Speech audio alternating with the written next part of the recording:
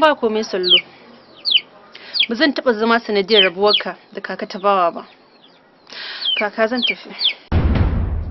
A sati mai zuwa cikin shirin Dadin Kowa.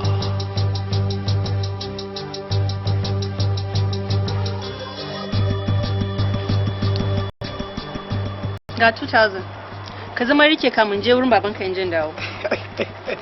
Mamsi!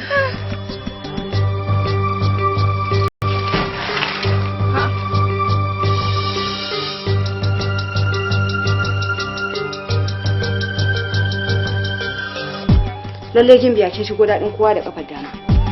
Thank you very much.